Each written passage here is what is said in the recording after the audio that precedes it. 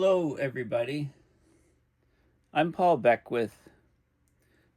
Think back to the power outages that you've experienced, and people around the world have quite a range of experiences with electricity power outages. And if you haven't ever experienced one, you're probably very young or very lucky and living in a some relatively rich country in the world. If you're in India, for example, 620 million people experienced electricity power outages in 2012. If you live in the northeast of the Canada, United States, 55 million people lived through a power outage in 2003. If you live in Chile, most of the country is out of power as of now or yesterday. Cuba has experienced numerous power outages for long periods of time. I don't know if you remember some tropical storms hitting Puerto Rico and the entire place being without power for long durations of time. So it's impacting more and more people around the world. I'm not saying that this is going to happen, but this is a scenario where we have a global blackout. So if we had a global electricity power outage, it would plunge the world into darkness. Then what? Do people have even the basics like candles and matches to light? If there is a power outage, because these things normally happen abruptly, we don't expect them to happen. What if you're in a war-torn country and the power grid is damaged repeatedly by enemy bombs? Then, it really puts a perspective on people's lives and on the fragile nature of civilizations, because without electricity, we're basically plunged into the dark ages type situations. The world is more and more reliant on electricity to fuel the digital so-called revolution. Our power goes off. How long would your light on your smartphone work? Probably wouldn't have any internet, no banking, and no ability to purchase anything, right? So just think about how vulnerable our society is to power outages. So this is an article, "A Global Blackout Plunges the World into Darkness, Then What?" And it's a fairly recent article, just from November of last year. So picture this: a global blackout, whatever the cause, plunges the world into darkness. With it, down go financial institutions, healthcare systems, government services, and transportation. Chaos reigns. The heart of the modern economy, those powerful, outdated mainframe computers, halt. The result, absolute devastation. So everyone points fingers at the power grid. The real issue lies deeper, a lack of knowledge.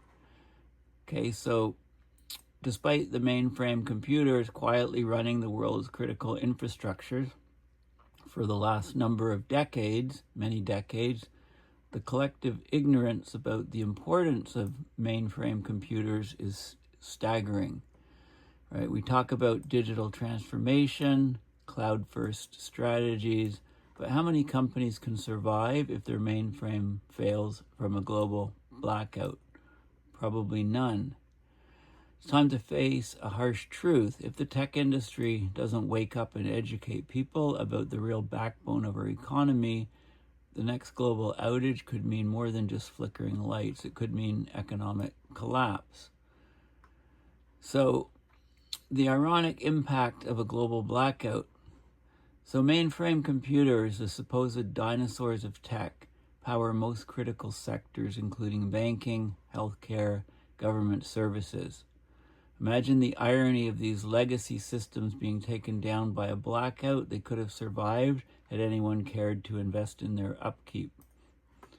We spent years migrating to the shiny cloud, only to find out too late that when the real storm hits, the cloud is just as vulnerable as any other infrastructure. The cost, much less than lost revenue. We wouldn't zero financial transactions, hospitals without patient data, governments unable to respond to crises.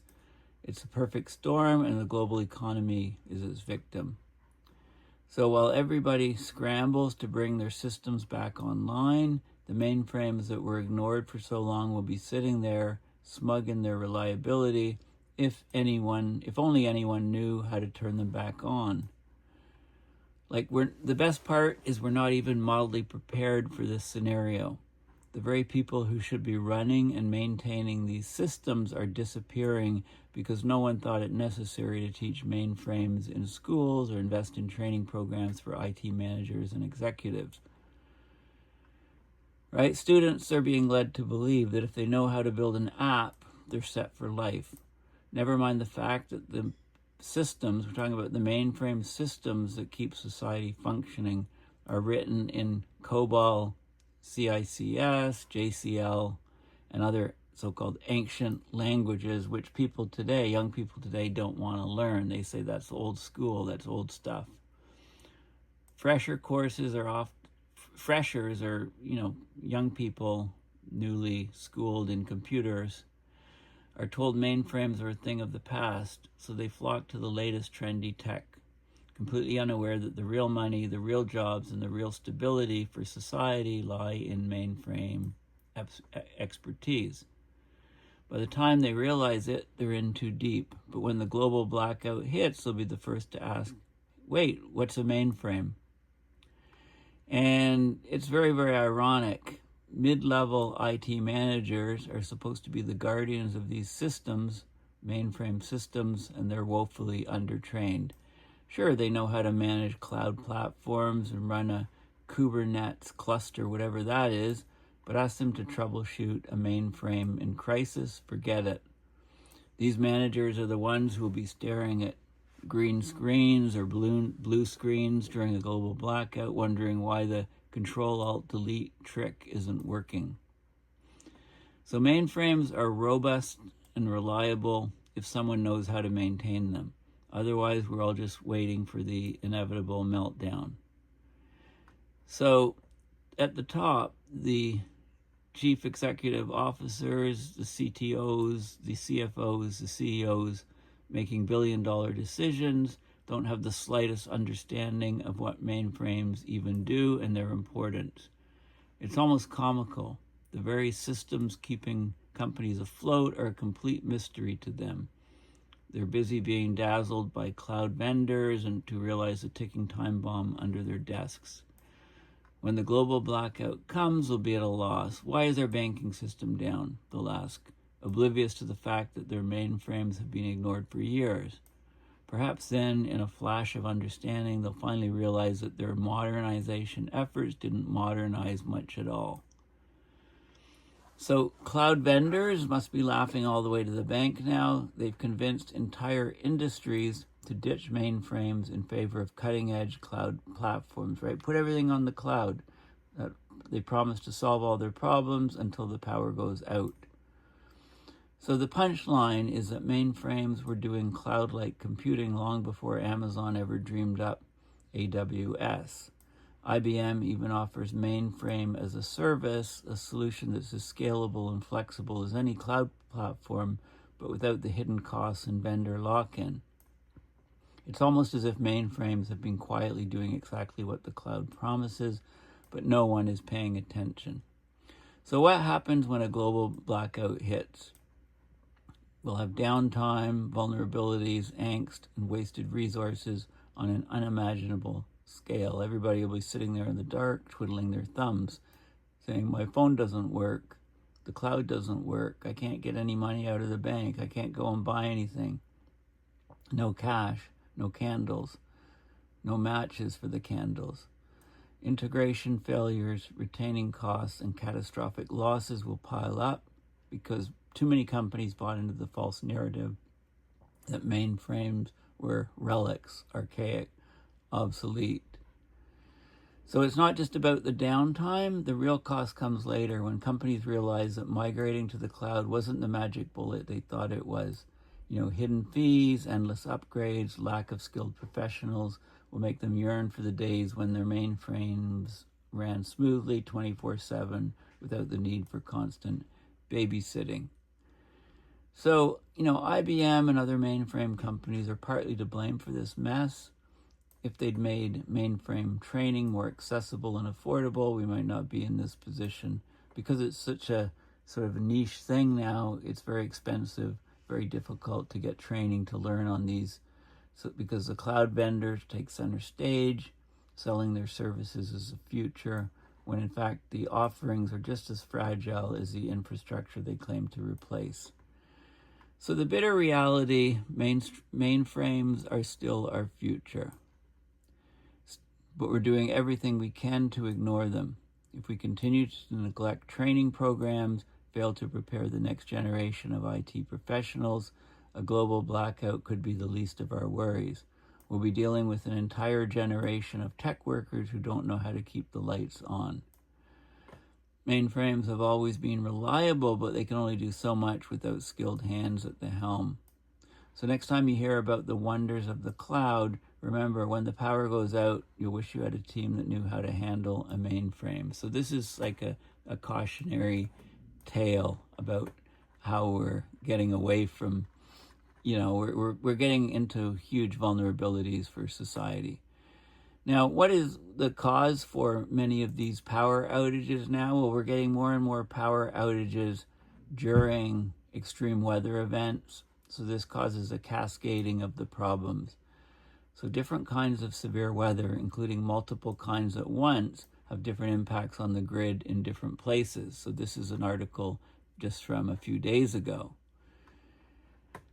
It gives an example of the snow covering the power transmission lines, and some of these things came down, massive power outages in 2010. So when extreme weather and natural disasters like wildfires and hurricanes descend on a region, the immediate concern is damage from the event itself. But power outages that often accompany such events can be dangerous as well. So think of the LA wildfires that left hundreds of thousands of residents without power, without houses too, but without power. Hurricane Helene caused more than 5 million customers in the southeast U.S. to lose power. So there's a new study in PLOS Climate that parses how different kinds of extreme events are affecting the power grid of the United States. I'll talk about that in a minute. Power outages are occurring more frequently with severe weather events compared to even 10 years ago. So what this paper co-author was saying, there was clear regional differences among the types of events that are associated with electricity power outages. So they look at what types of weather are most dangerous for the power grid. Like if you're in a region and you know that heavy rain is more likely to knock out the power than severe heat, or extreme cold and heavy snowfall together are more dangerous than either. Residents and authorities and cities and governance people can better prepare. So the worst time for an outage, is outages that happen at the same time as severe weather. Is becoming a huge problem. This is like cascading effects that are negative to society, to people living in those regions. So the risk is higher from these overlapping events. City agencies can assist residents who lose power by offering vital services at shelters, but their strategy is likely to differ when a few feet of snow blankets the ground. Okay, so the responses in each case are very different. So the researchers in this paper, they looked at county-level data in the U.S. from poweroutage.us, and I'll show you these links. So poweroutage.us aggregates data on outages from utilities around the country, and they also, in this paper, they compared them with the occurrences of wildfires, extreme heat, cold spells, heavy rain and snowfall, hurricanes. So between 2018 and 2020, 73% of counties in the data set saw at least one day when a severe weather event and a power outage coincided. Further, 54% of the counties overall in 45 states had at least one instance in which two simultaneous natural events occurred at the same time as a power outage. Okay, so the events most likely to coincide with an outage were, of course, hurricanes, followed by snowstorms, and then by heavy rain, although it varies by region. Of course, rain's a bigger factor in the Northeast and on the Gulf Coast, as well as Michigan, Southern California. Extreme heat paired with power outages is concentrated in the southeastern states, heavy snow in the Northeast, and so on. So when we get simultaneous severe weather events, we get an increased probability of an outage even more. Okay, so how do we deal with this? Well, power outages alone can increase threats to human health, from spoiled food to failing medical equipment to loss of heat in winter. So the threats become more dire when they're paired with severe weather. So this information is useful to utility companies to make them more reliant, more robust, more resilient in the face of severe weather events. And right, so different places have different problems. We need to prepare. We need to harden the grids. Thunderstorms outweigh the impact of those things all added together. All the different rain, snow, other kinds of outages. Thunderstorms cause the majority of outage hours over the United States. Okay, so I'll talk about that study, but let's talk about some of the other outages. So this is recent, of course. This is in early January. Hundreds of thousands of people were without power through LA as fires entered day 3. Okay, so this is an outages map here of the LA region. Massive numbers of people lost their electricity as the fires brought down power lines, as houses burned, as transformers blew, etc. So that's a recent example of, the wildfires in conjunction with power outages caused even more problems. This is Hurricane Helene. This is October of 2024. Over, almost 1 million U.S. customers were still without power days after the hurricane went through. And they talked about, the outages were as high as 1.7 million. And then days later, it was still about 1 million. And the utility with the most outages was U.S. energy company Duke, a major supplier of the Carolinas, according to poweroutage.us. So these are the outages by different states that occurred, and this was days after the storm hit. So again, it's the storm itself plus the power lines falling.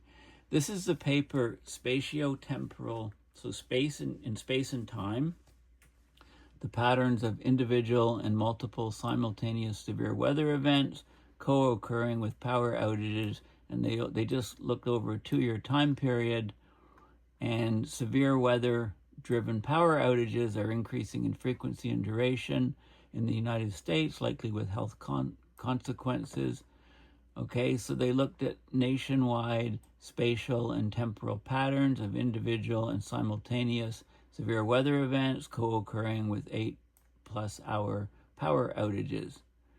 Okay, they took the power outage data from poweroutage.us data, and they looked at all the details. And I'll just, from 2000 to 2023, weather caused 80% of large-scale power outages. Those that affected over 50,000 customers or resulted in a 300 megawatt loss of power in the U.S.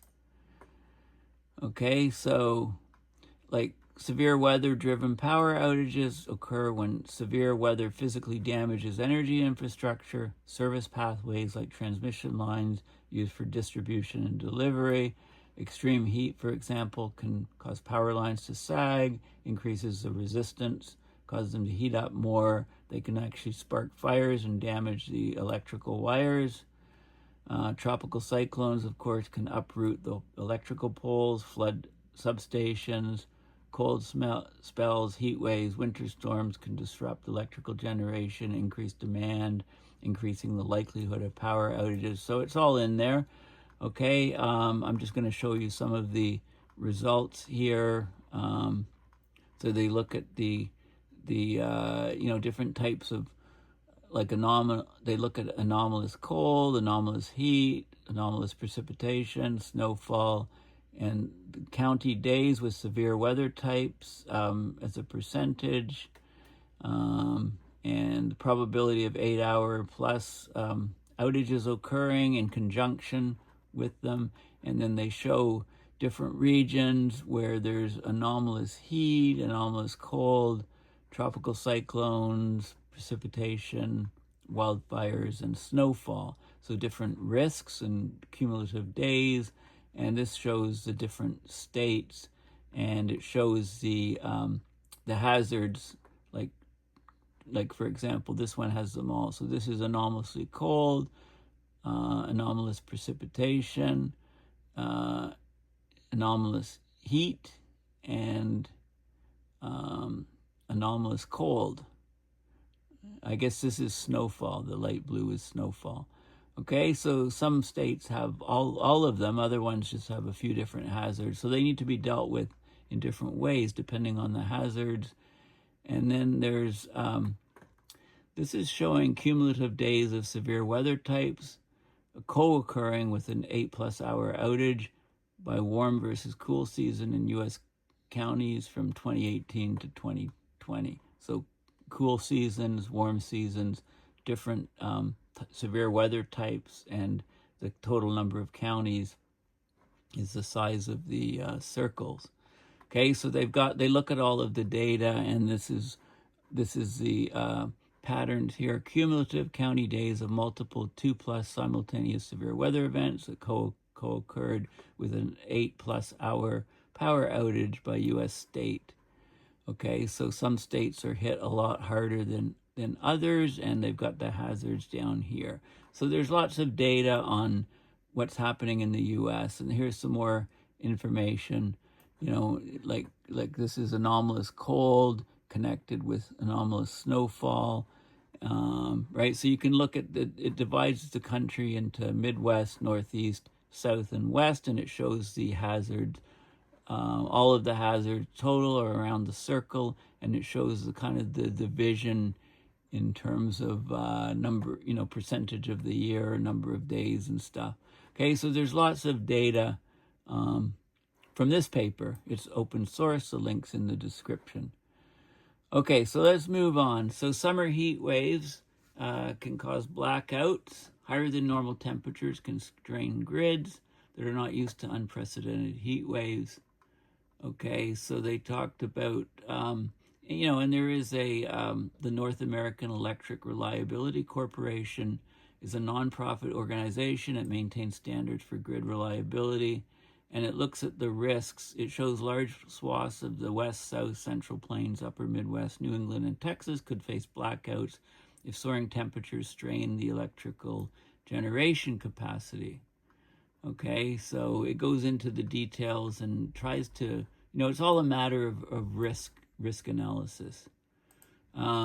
This is power outages and community health, right? It's a report on, when there are power outages, there are severe health risks to people, especially if the power outages hit hospitals and they don't have enough backup generators. This is an article on the health impacts of citywide and localized power outages in New York City, for example.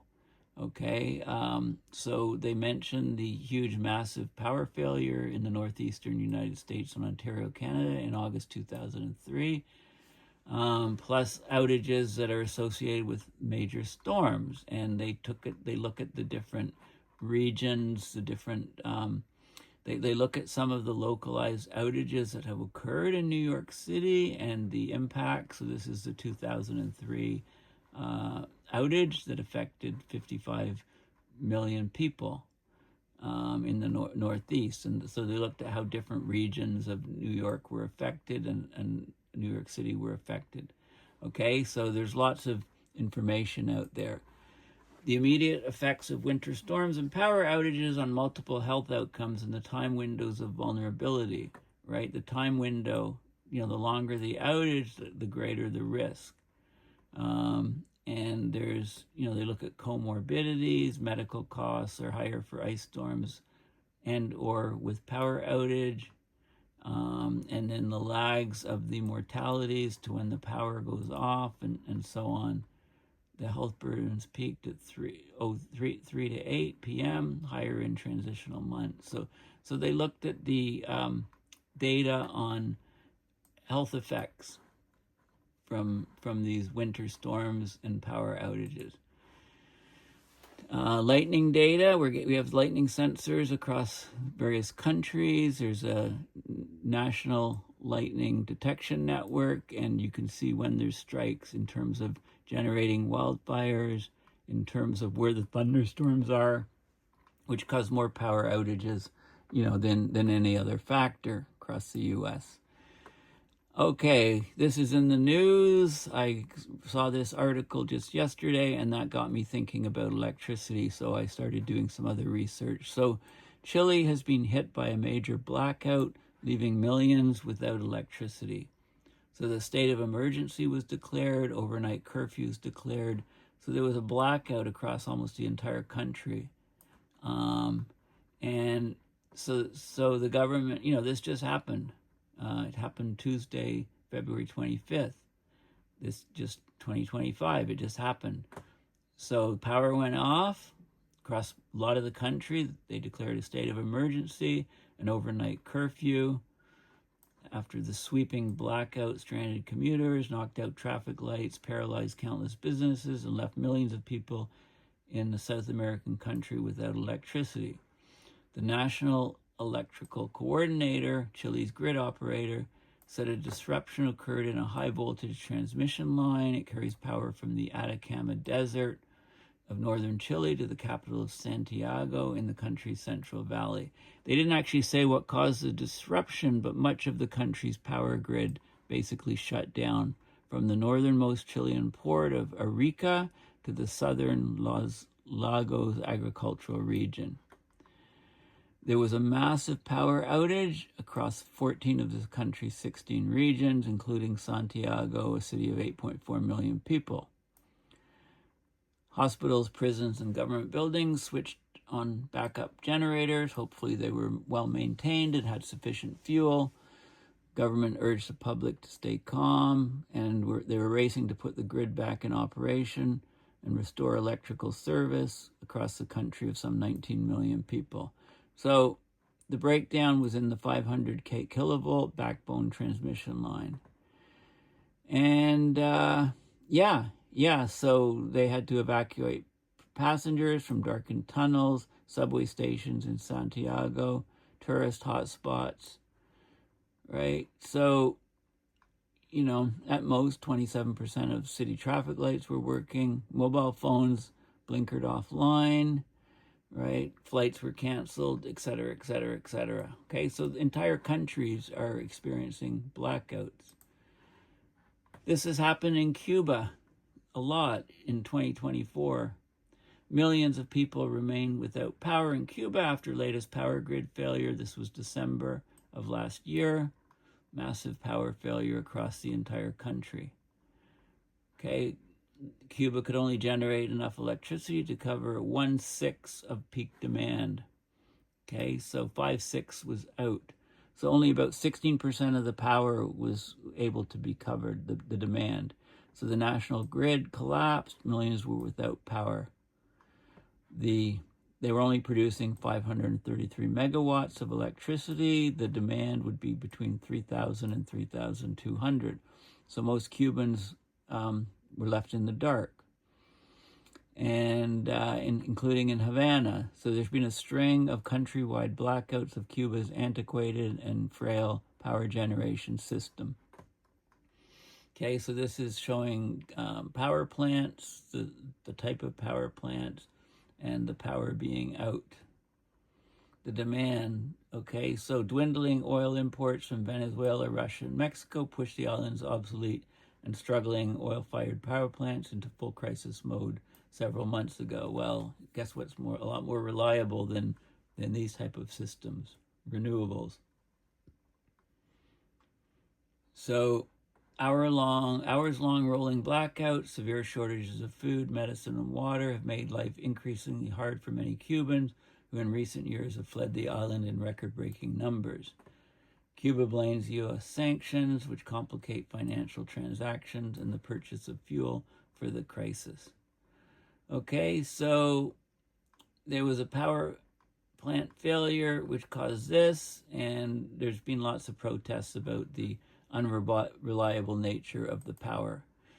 And Wikipedia, there's a whole section on the Cuba blackouts in 2024. So look at all these blackouts. Blackouts in February, March, October, again in October and December in Cuba. Total or partial power outages cause fuel shortage, lack of spare parts, failure of a power plant.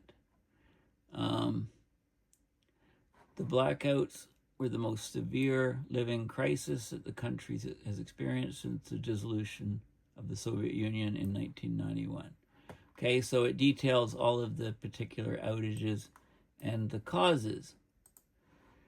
Puerto Rico started the new year in the dark after a massive power outage. Okay, so I think this happened December 31st, 2024, New Year's Eve. Power went off across Puerto Rico. There were blackouts in the summer. Prior to that, there were protests, a state of emergency declared. This is a protectorate of the U.S. At one point, they had 1.3 million businesses, their homes, most of the island in the dark. There was an infrastructure problem at a power plant on the island's southern coast. It left more than 1 million energy customers without power across the U.S. territory at 5:30 a.m. And they've had the worst electricity service in the history of the country, in recently. Hospitals, aqueducts, water and sewage, all down, everything down. The fault appeared to be an underground cable. Okay, and so they started restoring power in phases, and it made everybody unsettled. I mean, imagine your whole country goes down.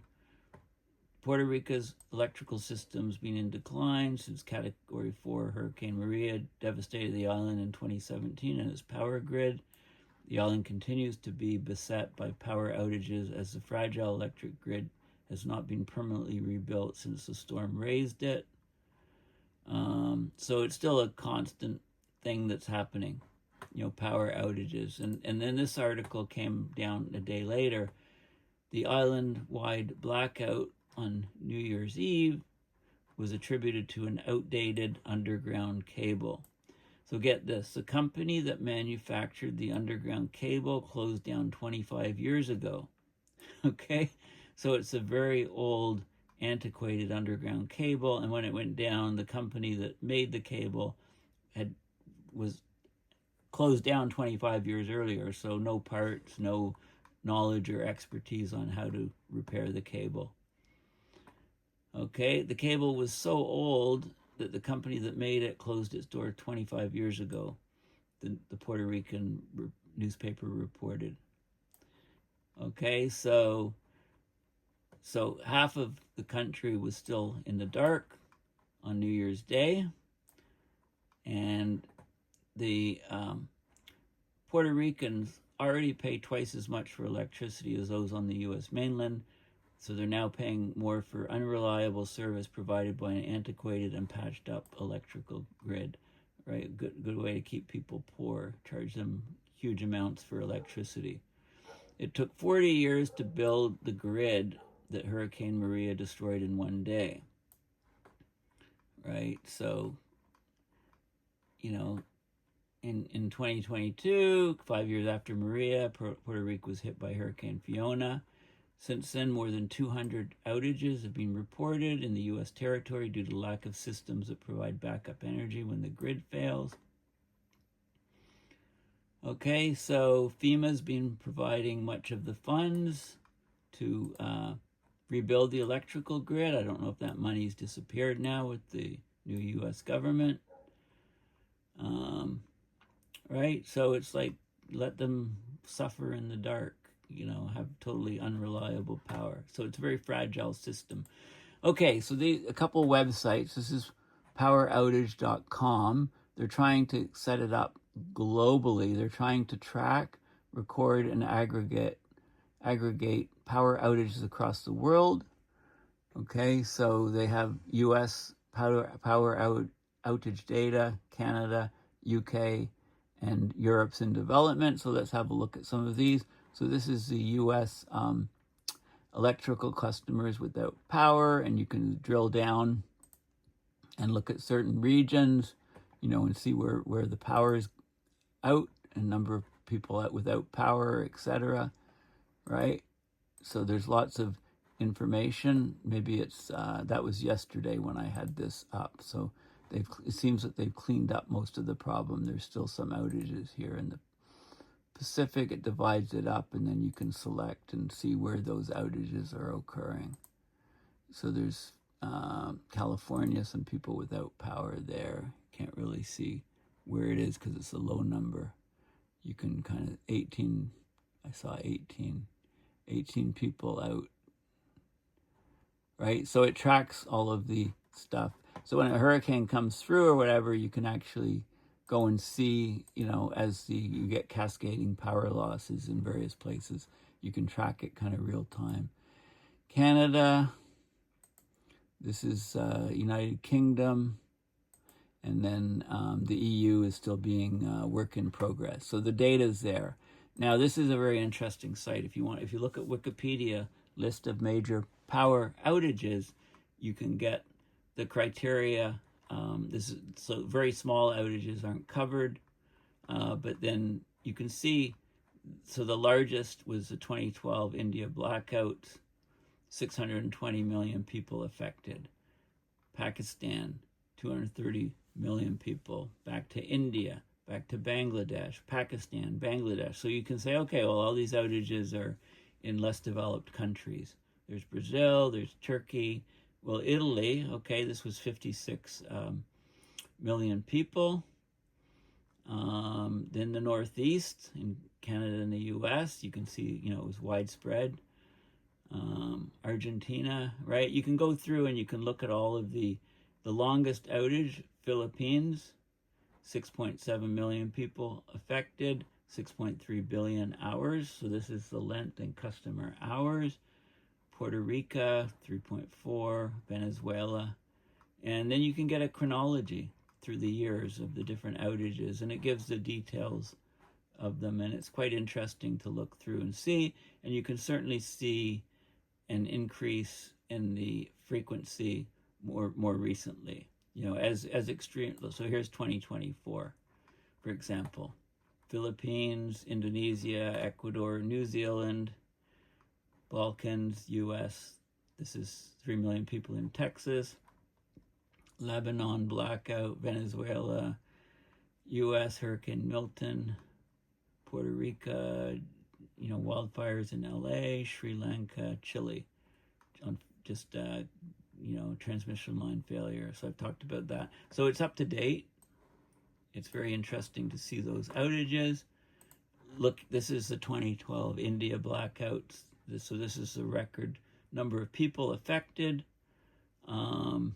Large fractions of India's population losing power. India is the world's third largest producer and consumer of electricity after the US and China, but it's long suffered from unreliable electrical infrastructure, grid collapse and so on.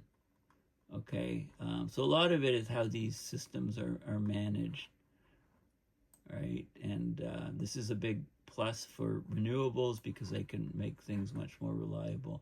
And then the Northeast blackout of 2003, if you live in this region, I'm sure you have stories and remember what happened and what you did when this blackout occurred. It affected lots of people, up in Canada, lots of people in the US. And the cause was a software bug in the alarm system in the control room of First Energy, made operators unaware of the need to redistribute load, after overloaded transmission lines dropped into foliage, into tree branches, etc. So it should have been a manageable local blackout cascaded into the collapse of much of the Northeast regional electricity distribution system. Okay, so these power outages, so our grid is pretty rickety. We're getting more and more of these power outages, and this is sort of the the scenario that keeps people up at night, keeps grid operators. If everything is shut off, it's much more difficult to restart things. You have to start doing them, sort of a local basis, and it cascades down very quickly, and then you have to start it up and electrify different regions slowly, work your way up to get the whole grid back. But how long that could take? A long time if it was a global blackout, for whatever cause, right? So these systems are all intertied, and as a result, they can be very vulnerable. Think of some of the power stations being hacked, and that, like, one of the highest risks for a global blackout. You can think of a meteor strike. You can think of massive earthquake in a region, but that would still probably be regional. Maybe a bug infecting operations of numerous power plants, and then a cascading blackout. You can think of different scenarios, but basically without electricity, think of how your life would be if you didn't have electricity for a week, for example. So anyway, thank you for listening. Please consider going to paulbeckwith.net and donating to my PayPal to support my research and these videos. Thanks again, and bye for now.